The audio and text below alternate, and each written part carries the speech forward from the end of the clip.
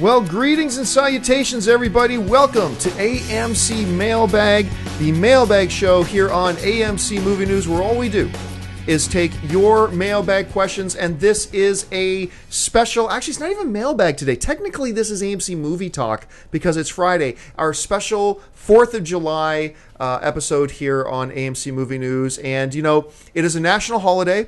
And to all my American friends, brothers and sisters in Samco, I want to say happy 4th of July. I'm Canadian, so this is your holiday. So you enjoy yourselves. You have a relaxing time. You have a great day with friends, family, and celebrating and all the stuff that may be part of your 4th of July traditions.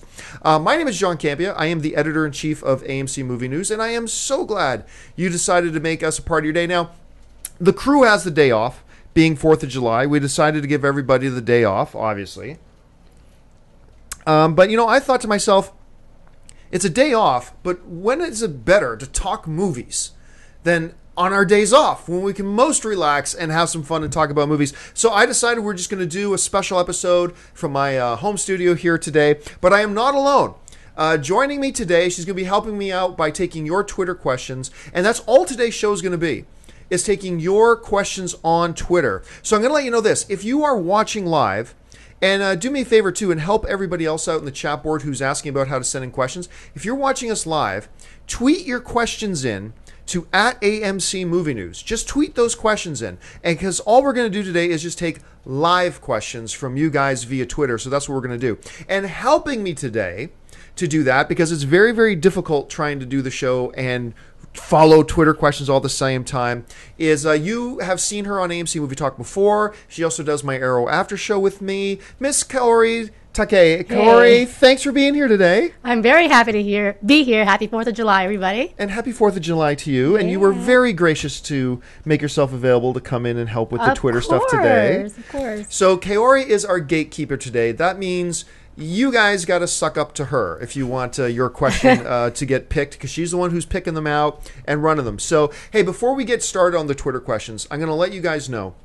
and you're going to hear me talk about this for the next few weeks, probably every day, so you're going to get sick of it.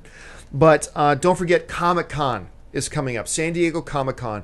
If you or someone you know is planning on being at Comic-Con, three big things. Number one, our AMC Masters of the Web panel, annual panel. It's going to be all about comic book movies this year. It's got myself. It's got from Fandango and DC All Access, Tiffany Smith. It's got Christian Harloff and Mark Ellis from Christian, obviously from AMC, and they also do Schmoes Know. We're going to have John Schnepp, and we're going to have Jeremy Johns on it. And our special guest, since this year is all about comic book movies, is going to be the one and the only Mr. Manu Bennett, who has been playing the best comic book villain on television for the last number of years on Arrow. He's also Crixus in Spartacus. He's the White Orc on Azog in the Hobbit films.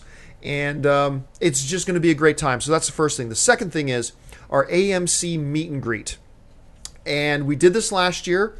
It's just we pick a place and we say, hey guys, this is where the AMC crew is going to be hanging out. If you want to come down and say hi, come on down and meet us and have a drink.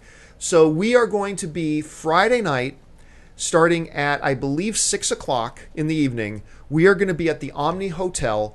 There's a bar right in the lobby, and we're going to be hanging out there.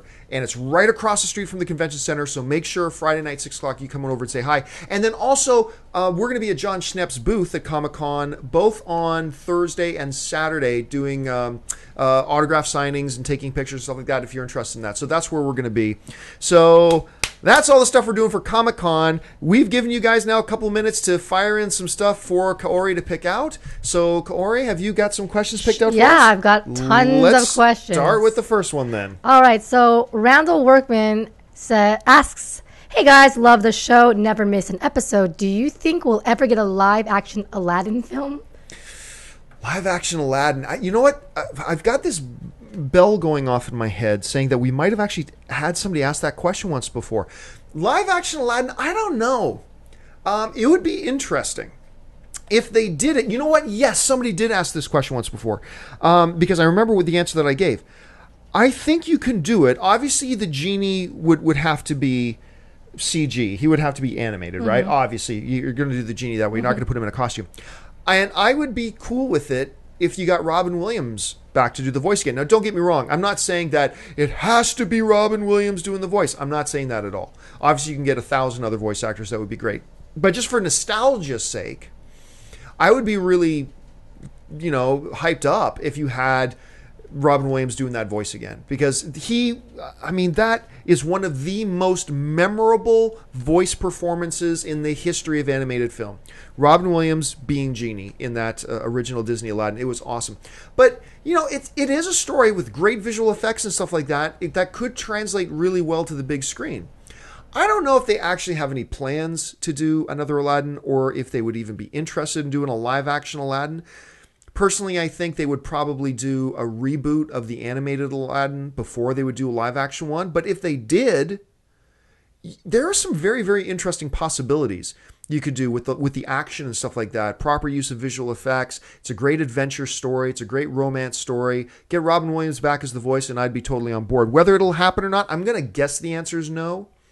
But that's just a guess, because I could see some possibilities where it could actually work out. So that's what I think about that. All right, Corey, what's next? All right, so Bradass TV asks, what is your thoughts on the Entourage movie? I was a big fan, but it almost seems like a little too late. I liked Entourage. I got kind of turned off by the second to last season. No, I did get turned off by the second last season. That's the season where Vince developed the cocaine problem and he was dating the porn star. Not that there's anything wrong with dating a porn star, but it was like every single episode of that season was, oh, Vince is developing a drug problem and it's affecting his personal and professional life. And then the next episode was, oh, Vince is developing a cocaine problem and it's affecting his personal and professional life. Episode 3, oh, Vince is developing a cocaine problem and it's affecting his personal and professional life. And every single episode that year, it just got so repetitive and boring that I gave up on it. And full disclosure, I never even ended up watching the final season of Entourage because the second last season just turned me off so much. But that being said, Entourage to me, and why I like the idea of an Entourage movie, is because Entourage as a show was never about the story. It was never about the story. It has accurately been called lifestyle porn, where a lot of us loved watching these guys just because we wanted to hang out with these guys. In many ways, it was like the guy version of Sex and the City, except women also really liked Entourage.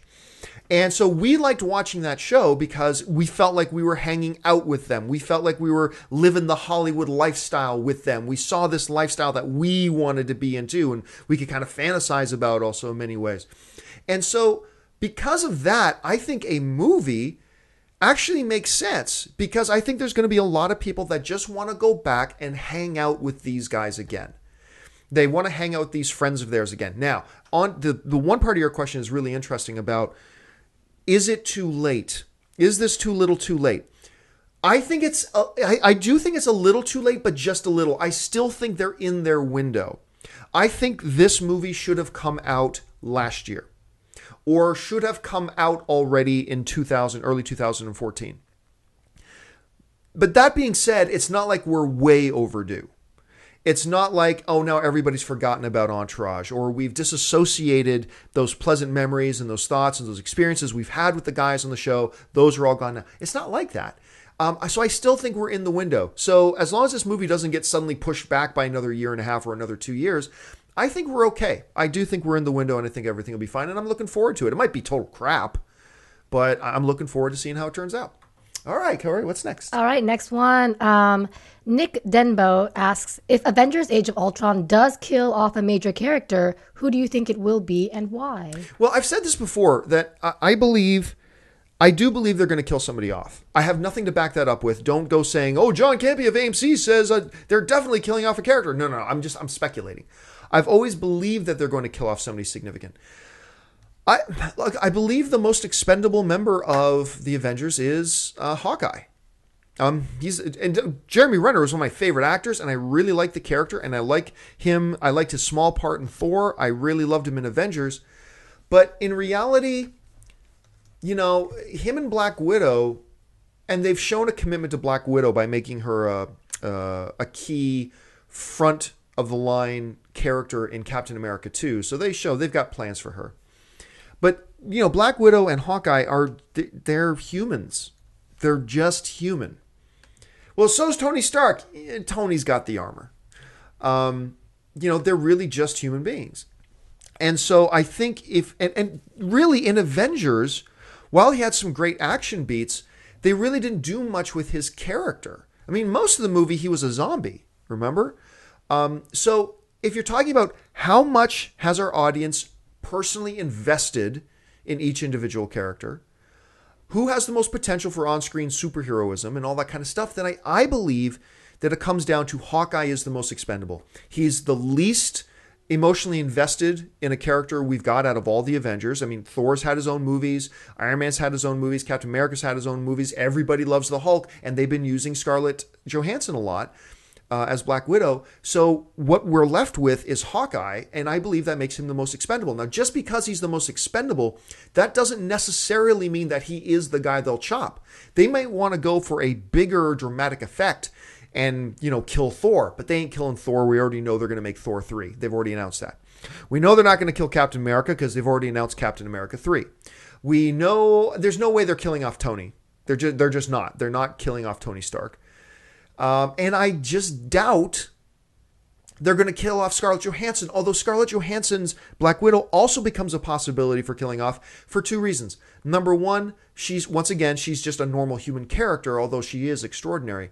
But the other thing is, I'm not so sure how much longer Scarlett Johansson wants to be in the Marvel Cinematic Universe. I just don't know.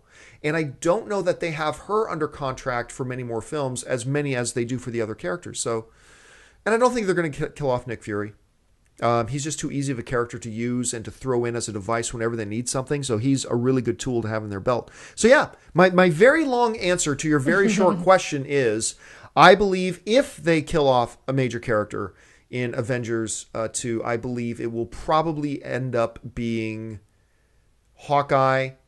My second answer would be maybe Black Widow. And my third answer would be Vision. Because I believe Vision is going to be a major character in Avengers 2, and I believe he may die. But, I mean, who knows? Lots of possibilities. Anyway, let's move on to the next question. What else you got picked out? I like this question. It's simple, but I want to know. Joe Gatz asks, what was your favorite movie in June?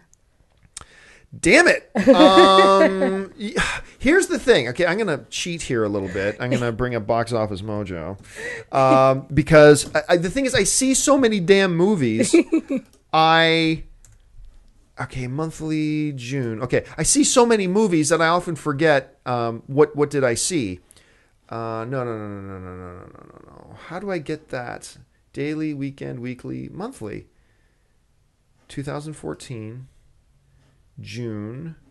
Sorry for the delay, guys. Okay. Well, it wasn't Transformers Age of Extinction. I'll tell you that right now. My goodness, there were some damn good ones in June. Okay. So what do we got here? We've got 22 Jump Street was June. How to Train Your Dragon 2 was June. Fault in Our Stars was June. Edge of Tomorrow was June. The Rover was June. Begin Again is technically June because of its limited release. Snowpiercer was technically June. Wow. Okay, so for me, it's gonna come down to 22 Jump Street, How to Train Your Dragon, or Edge of Tomorrow. I'm going to say 22 Jump Street is my favorite one of June. I've seen that movie 4 times already in theater. I told the story on AMC Movie Talk the other day that I'm one of these guys that if I like a movie, I will go to see it over and over again. I will. And I also, it turns my crank that when I have a movie that I really like, I love going to see it again with people who have not seen it yet. And one example of that is right here, Kaori, because we were having lunch one day. And I can't remember, but like you hadn't seen 22 Jump Street came up. And I'm like, well, I'll tell you what we're doing tonight. And you got so excited. Yes. And then you got food poisoning from the lunch that we had. And she's sitting in the theater like this. I was. Like holding her stomach, rocking back and forth with food poisoning, trying to enjoy 22 Jump Street. I still enjoyed it.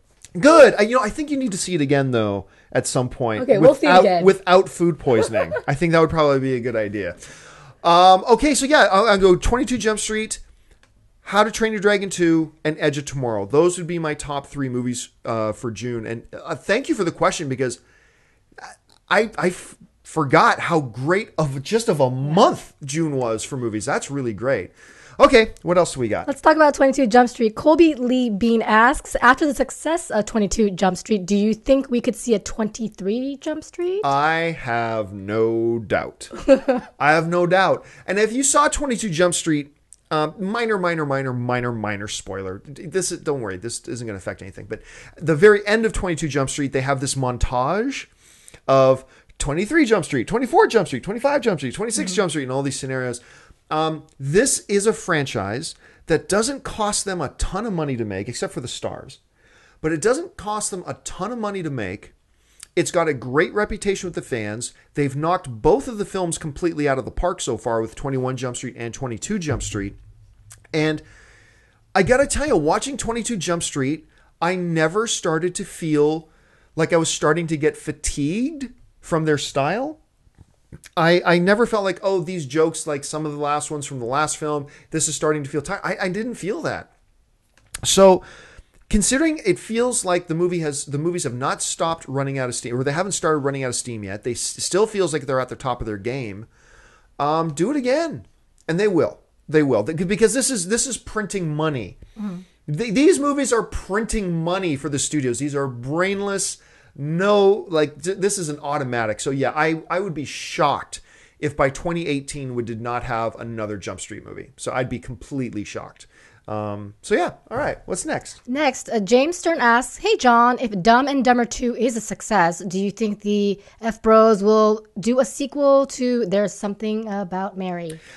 Yeah, that's an interesting question, because actually I think me and Dennis were talking about this a few weeks ago about, look, there's a trend in Hollywood that if you had success with something and then you try a bunch of other things and you don't have success, go back to what worked for you. You know, we saw that with Sylvester Stallone is one of the big examples of that, right? He had his Rocky and his Rambo films. Then he went off for like 10 years and did a bunch of other stuff, and none of it worked. Although I really like Oscar. Have you ever seen the Sylvester Stallone comedy Oscar? It's got to be like 20 years old now. It's really funny. Really? It's got Marissa Tomei. It's got a bunch of faces you'd recognize. I have seen it. Where he's a mobster, right? I remember it now. Stallone plays this mobster called Snaps Provolone. And he plays a mobster who's trying to go legit. And it's a comedy. Marissa Tomei plays his daughter. It's really funny. It's quick. It's snappy. It's catchy. But for the most part, post Rocky and Rambo, Stallone had a really hard time making films work, or making films that people are interested in seeing. And so what happened? Eventually, he did another Rocky movie and he did another Rambo movie, and those worked for him. So now he's doing Expendables, a new franchise for him, but in the same formula that works for him.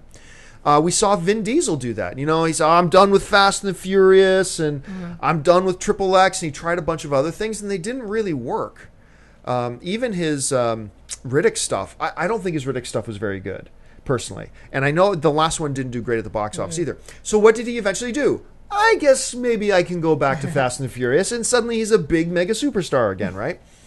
So with the Farrelly brothers, if they've had a lot of stuff that has not worked in recent years, and so they finally get around to going back to Dumb and Dumber 2. I freaking love the original Dumb and Dumber. I love it. But I've been looking forward to Dumb and Dumber 2 so much. So far, I'm not real impressed with the trailers. The first trailer came out. It starts strong with him going, "You've been faking this for 20 years? Let's take that catheter out." That I thought was hilarious, but then I found the trailer just went, it kind of sank after that. So that doesn't mean the movie's not going to be awesome. It might still be awesome. I'm just saying I'm a little worried about it. But in theory, if Dumb and Dumber 2 is a big hit, and I don't think it will be, but I hope it will be. If Dumb and Dumber 2 is a big hit, could they do something about Mary again? I don't know. The trickiest part of doing another There's Something About Mary is getting Ben Stiller on board. Ben Stiller, while he's not starring in a lot of stuff, he's doing a lot of stuff. He's a busy dude. And I just don't know that you'd be able to get him back. And without Ben Stiller back, I don't think you can have a There's Something About Mary too. I mean, maybe replace him with another actor and say it's the same character. That's possible. But no, I think it's too little, too late. But look, if Dumb and Dumber 2 comes out and it makes, 600 million at the worldwide box office, then yeah, then the Farley brothers are going to be like, they're going to have people backing up dump trucks full of money for them to make any movie they want, and maybe they'll go back to Something About Mary. It's possible. Okay, what's else? All right, Larry Pittman asks, which DC character do you think has the best chance to get their own standalone film after Batman versus Superman? This is an interesting question. Okay, let's take out the obvious ones. Let's take out Wonder Woman because she's in Batman versus Superman, so that gives her a leg up. Man, I don't know what their plans for the Flash are. I mean, we got the new Flash television series coming out, and as far as I know, they're not going to cross it over. But this brings up this topic, and I'll get to the question in a second, but this brings up a bigger topic. Okay, so they have always said, the Warner Brothers executives have said, CW executives have said, yeah, maybe we could cross over Arrow into the cinematic universe. But the WB executives, the bigger bosses, have always said, no, we're gonna keep the TV universe and the film universe. We're gonna keep those completely separate. So we're not gonna see Arrow, at least not TV's Arrow, in the Justice League. Maybe we'd see another incarnation of Arrow, but not Stephen Amell from the TV show Arrow. Maybe we will see a Flash in the cinematic DC universe, but it's not going to be the Flash that we see on CW on TV. They're going to be different incarnations. Now, all that being said, and I've always said, I believe it would be a really stupid idea to cross the universes. I think because then you tie everybody's hands. You tie the hands of creativity on the TV universe, because now they have to worry about keeping things in continuity with the stupid movie universe, and the movies have their hands tied because now they got to keep things in continuity with what happens in the TV universe. Just keep them separate and give them creative freedom. That's the way I see it, and I've always believed that's the way they were going to go. But here's the one little scratch in that: Stephen Amell, who plays Arrow on TV. And I was just actually emailing him with this morning. He and I were emailing back and forth this morning. But he has announced, and I don't know anything about this, by the way, but he has put out some teases that he has some massive announcements to make at Comic-Con. And he said this. He said, the Arrow panel is just the tip of the iceberg. Now, what that has done, and maybe he's done this on purpose, but what that has done is that it has started a lot of people speculating, like, what could be bigger for him at Comic-Con than his Arrow panel? And it's got a lot of people speculating, maybe he is announcing that he will be in Justice League. That Stephen Amell will be in, maybe make an appearance in Batman versus Superman. That maybe they are going to cross universes. I still believe that it would be a stupid decision. I believe that's the most anti-creative thing they could do. But maybe it is what they're going to do. And so 2 days ago, I would have said, no, look, Warner Brothers executives had said they are not going to cross the streams. But now, after Amell makes this announcement, I don't know. Anything's possible. I mean, you've talked to Stephen Amell. Like, do you think it's possible he'll end up in the movie universe? I would feel kind of strange to have that crossover happen anyway. So right. I don't know if I'd want to see that happen, but they could possibly make it work. I don't know what he has in store for us at Comic-Con. Yeah, like if he says Arrow is just the tip of the iceberg, what the hell does that mean? Like, what could be so much bigger, Amell, that you have coming up at Comic-Con that you're calling your hit TV show just the tip of the iceberg? I'm curious. I'm really curious. Now, as far as getting back to your question now, getting back on point, what was what could be, who could be the first DC character to get their own movie after Batman vs. Superman? And I'm going to take Wonder Woman out of the running. I will say Aquaman. I'll say Aquaman. Okay. I have become a fan of Aquaman. You know, I was an Aquaman basher. I was one of these guys that would point my finger at you and laugh at you nerds who would say, you like Aquaman? The loser? The dude who just stands in a puddle of water and talks to fish? You know, can't do anything else? You're a loser. I used to be one of those guys. but enough of you talked me into playing Injustice: Gods Among Us, and talked me into reading the New 52, Aquaman, and I am now a born-again Aquaman fan. I mean, amen. Aquaman is a badass. He's really cool. Question: who do you think would you like to see play Aquaman? You know, they're saying it's going to be Jason Momoa. Uh-huh. And Momoa is not denying it. And I love Momoa. I actually thought Momoa would have been a nice pick to play the new Batman. I prefer the Ben Affleck casting. I do. So I think he'll be a great Aquaman. Because Momoa, he embodies the new badass Aquaman. I mean, I'm telling you, go on YouTube and look up the movie, because what it is all the cutscenes of Injustice: Gods Among Us put together in like an hour-and-a-half movie. And watch the movie of Injustice: Gods Among Us and tell me that Aquaman is not one of the most feared, like, unbelievable badasses in the cinematic in the DC universe. He's amazing, and I think Jason Momoa can embody that new attitude kind of Aquaman that we're now seeing. So I'm down. I'm down with Jason Momoa's Aquaman. All right. What's next? Here's another superhero question. What superhero would you like to be beside you in a war? Excuse me for the reading. Well, and the obvious, which superhero would I like beside me in a war? The obvious answer is Superman. Okay. Because he's Superman. He's a god. I mean, it's Superman. I mean, hey, don't get me wrong. I'd love to have Batman beside me in a fight. But it's like, oh no, we have 1 million soldiers with machine guns coming at us.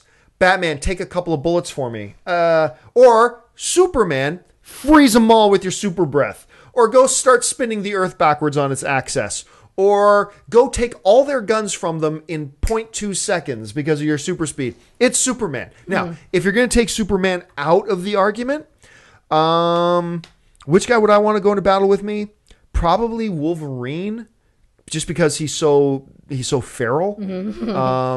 So get that berserker rage going for Wolverine, and I'd be down with that. So, but the obvious choice is Superman. Got to be Superman. Who would you want? I would have picked Batman over Superman because Batman's real. I know that sounds weird, but just okay. We gotta have a talk. We gotta have a talk. He's real. He's real. That's a whole different. Okay, what's next? All right, so here's a good one. Ashkan Etasadi, and excuse me. Do you think that Michael Bay will make another good movie like The Rock? Yes, I do. Look, I saw We're now a week out. The Transformers have been in theater for about a week, so I'll tell you that I hated the Transformers: Age of Extinction. I thought it was just brutal. I thought it was brutal. And if you've been watching AMC Movie Talk, for months now I've been going, I got a good feeling. I've been saying on Movie Talk, you know what? I know he disappointed me with Transformers 2. I know he disappointed me with Transformers 3. But I've got a good feeling about Transformers 4. I think it's good. You got Mark Wahlberg in there. He's great. Blah, blah. I got a good feeling about Transformers 4. And then I watch it. It's like, and it's awful. It's so terrible. But that being said, just because you do something wrong with one thing does not mean you do everything wrong, right?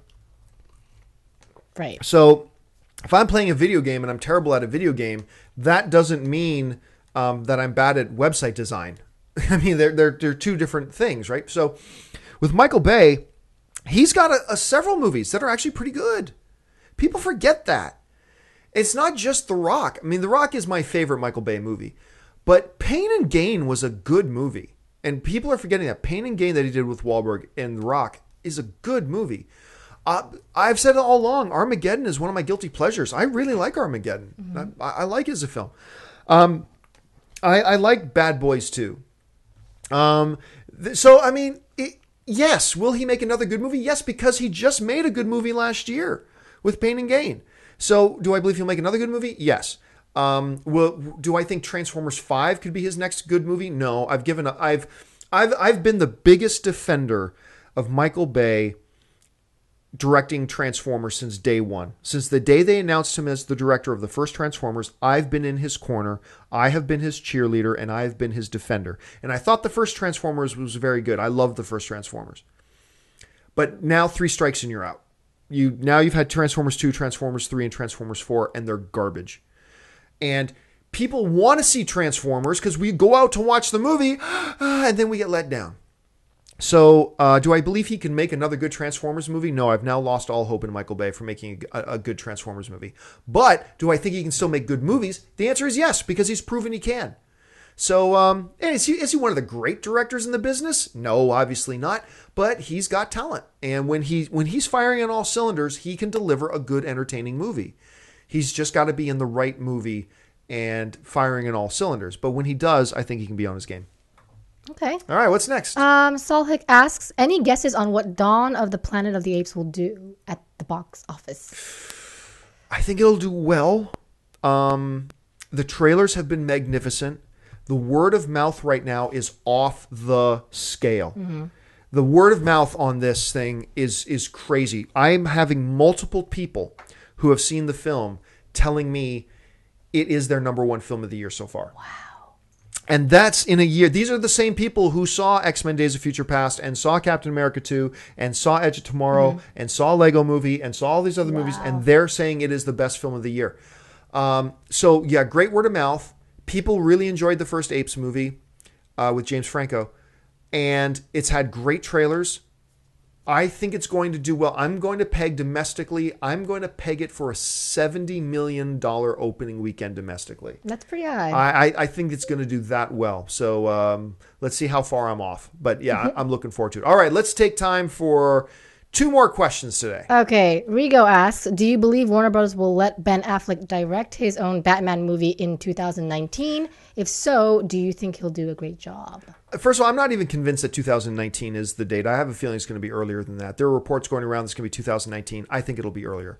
That being said, the question is not, do we think Warner Brothers will let Ben Affleck direct a Batman movie? The question is, can Warner Brothers talk Ben Affleck into directing a movie? Ben Affleck right now is one of the best directors in the business. He's directed 3 films, and all of them were astonishingly amazing. You had Gone Baby Gone was his first directorial film, and it's fantastic. Then you had The Town. Amazing. Then he went on and directed this little film called Argo, just went on to win Best Picture at the Oscars, and got Ben Affleck every single major Best Director of the Year award at every single major awards except the Oscars. But the Directors Guild of America, you know, the one made up of all the directors, they named Ben Affleck as Best Director of the Year. So you've got Affleck who's just knocking it out of the park as a director every single time. The question is not, will they allow Ben Affleck to do it? It's, can they convince Ben Affleck to do it? And I do believe that's part of the plan. I don't believe they went out and just got Ben Affleck to be the actor Ben Affleck. I believe they went out and got Ben Affleck because they wanted him on board also as a director in the cinematic universe. And that is brilliant on their part. So I believe we will see Ben Affleck directing the first standalone Batman film. And remember, he's totally used to directing himself when he's the lead actor in the movie as well. He was the lead actor in The Town, and he directed that. He's the lead actor in Argo, and he directed that. So this won't be that big of a stretch for him. So I do believe we're going to see him do it. Absolutely. Okay, last question of the day. I want to ask this animated question. Everything Pixar. Why don't we have any animated film reboots? Is it because of the nature of the medium? I think you're absolutely right. I think it's the nature of the medium. You know, the animation doesn't age per se, you know? You know, people still watch. Look, let's take a classic like The Godfather, okay?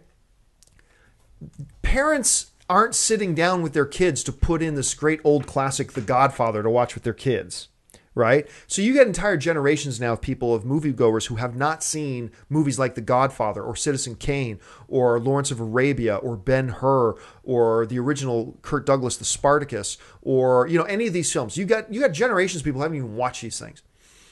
But Aladdin, Cinderella, Snow White, Lion King, these kinds of movies are movies that they don't age because they're animated, and parents are introducing their kids to these movies. So we all grew up watching these movies just like our parents did, you know? So I think that now, when you get into really old animation, like a Snow White, like Cinderella, I believe those are becoming susceptible to maybe getting a reboot treatment, even in animated. We've seen them rebooted in live action form in several different incarnations, but to get an animated reboot, I think it's possible because some of those cartoons are starting to look a little dated.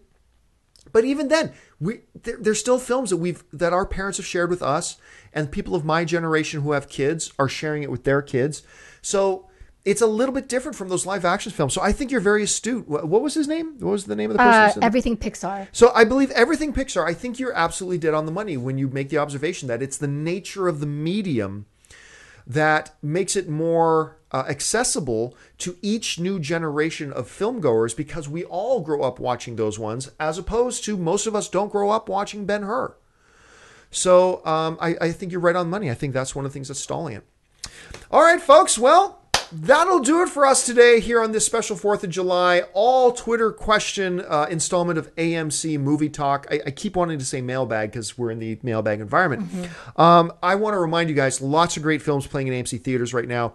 Head on over. Let me bring this up. Head on over to www.amctheaters.com to get all your theater, showtime, and your movie ticket information for all these great films playing out there right now. Also, don't forget, keep sending in your questions to us. You can email us questions anytime at amcmovietalk@gmail.com. And because we take your questions out all the time for use on AMC Movie Talk Monday through Friday and for our AMC mailbag shows on the weekend. So make sure you email us there. And if you want an audio-only version of this episode, look in the description of this video and you'll find links to our podcast feed so you can listen to us on the way to work or at the gym or wherever you'd like. I want to thank the very gracious, the lovely Miss Kaori for being here today. Thank you so much for helping us out. Kaori, where can people find you online if they want to follow you? Well, thanks for letting me join you. You can find me KAORIOUS right down there. Happy 4th of July. And you can find me on the various social media networks, just at John Campia, Instagram, Facebook, Twitter, whatever. Make sure you follow me there. So thanks so much for joining us, guys. My name is John Campia, and for AMC Movie News, bye-bye.